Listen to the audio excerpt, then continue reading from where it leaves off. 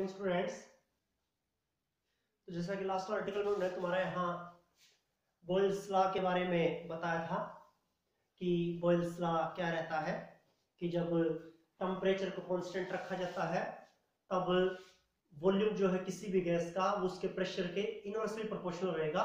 जितना प्रेशर बढ़ाएंगे वॉल्यूम घटेगी, जितना प्रेशर कम करेंगे वॉल्यूम बढ़ेगी। तो वो था बॉयल्स लॉ। ये गैसेस लॉ है उनमें से। उसके बाद नेक्स्ट जो लॉ है वो है आपके पास Charles law. Charles law, Charles law जो है, तो चार्ल्स लॉ के अकॉर्डिंग क्या है, pressure remaining constant. It states that, इसके अकॉर्डिंग क्या है कि pressure remaining constant,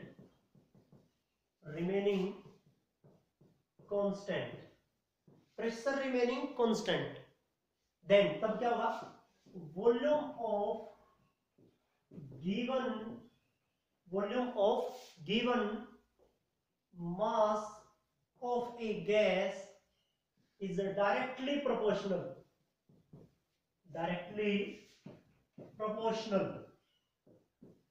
to its temperature,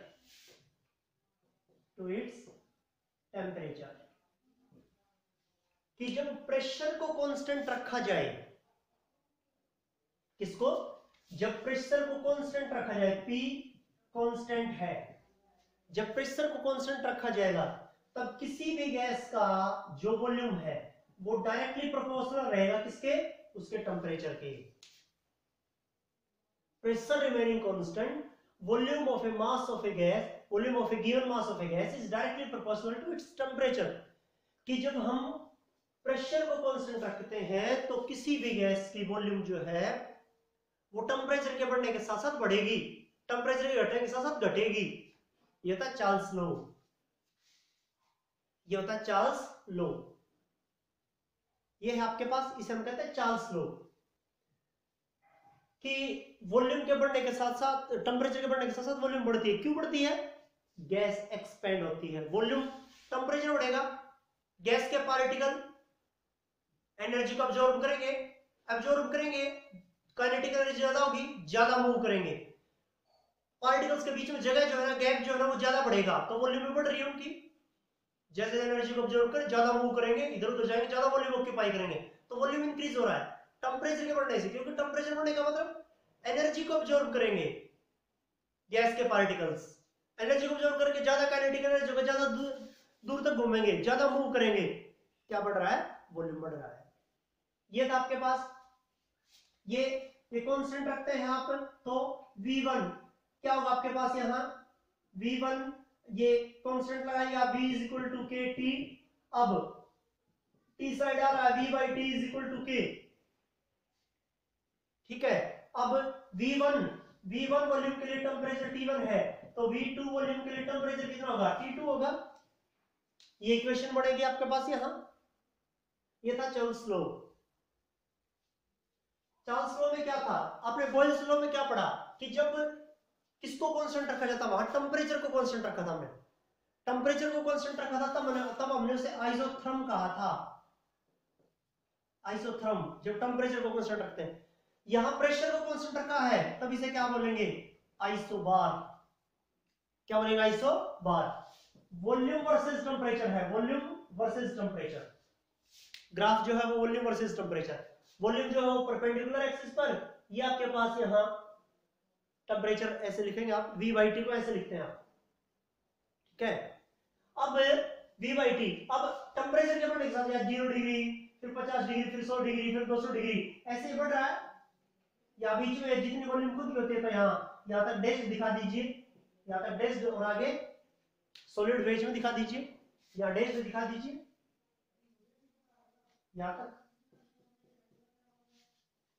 ये चीज आपके पास, टेम्परेचर के बढ़ने के साथ साथ वॉल्यूम क्या होता है, हमेशा इंक्रीज होता है, वॉल्यूम वर्सेस टी। अब इस ग्राफ को क्या बोलेंगे, वॉल्यूम वर्सेस टी को क्या बोलेंगे आप, आइसोबार। जैसे बॉयल्स में आपने क्या था, वॉल्यूम वर्सेस प्रेशर था, प्रेशर के बढ़ने से वॉल्यूम घट रही थी, यहां टेम्परेचर के बढ़ने से वॉल्यूम बढ़ रही है, क्या करें, आइसोबार। पीछे को क्या कहता है, आइसोथर्म। ये चीज आपके पास है। अब यहां एक चीज एब्सोल्यूट जीरो, क्या है एब्सोल्यूट जीरो। क्या डेफिनेशन होगा उस एब्सोल्यूट जीरो का? Absolute zero, absolute zero. तो एब्सोल्यूट जीरो है क्या वास्तव में?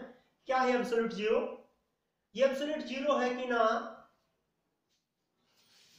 The lowest hypothetical temperature, the lowest hypothetical temperature at which gas has no volume, at which gas has zero volume, the lowest hypothetical temperature at which gas has no volume or gas has zero volume is known as absolute zero, which is minus 273 degree Celsius.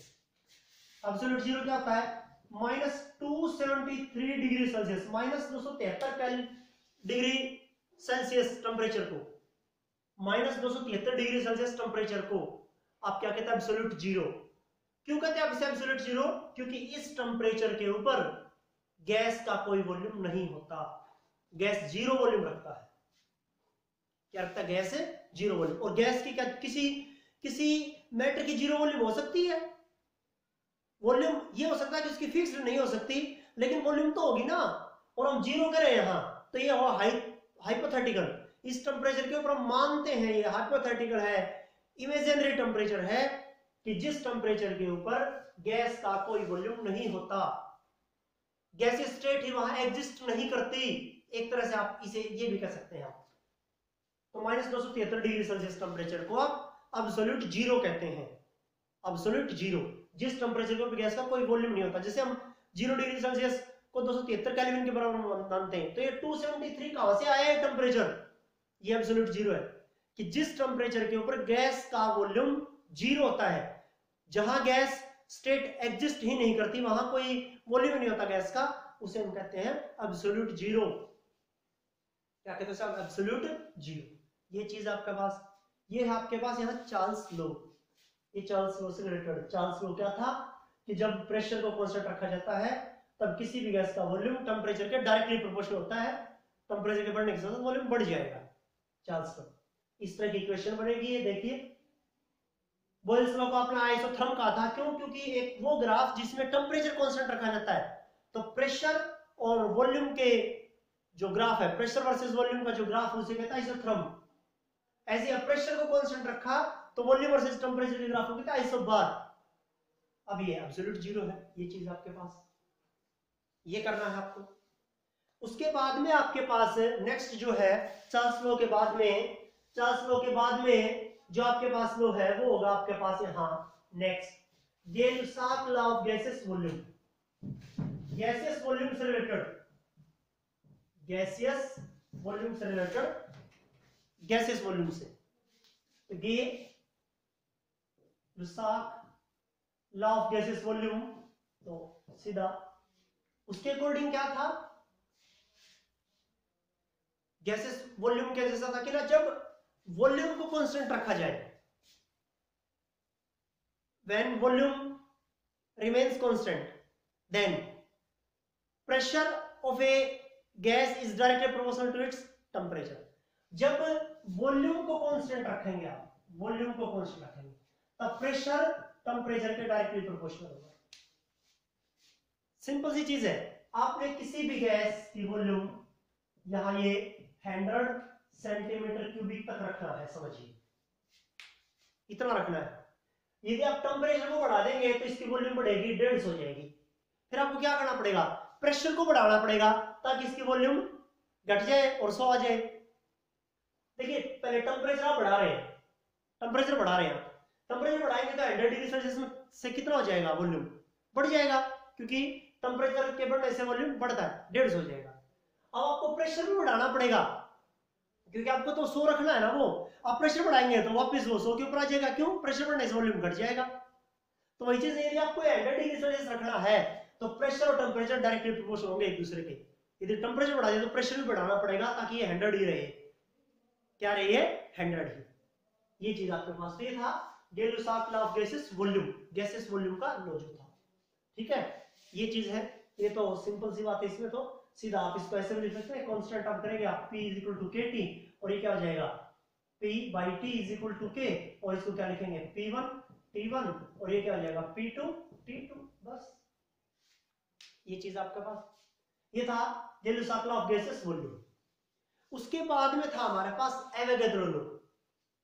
उसके बाद में था हमारे पास Avogadro law. Avogadro law important है, यहां last है वैसे भी। Avogadro law, equal volume of all gases,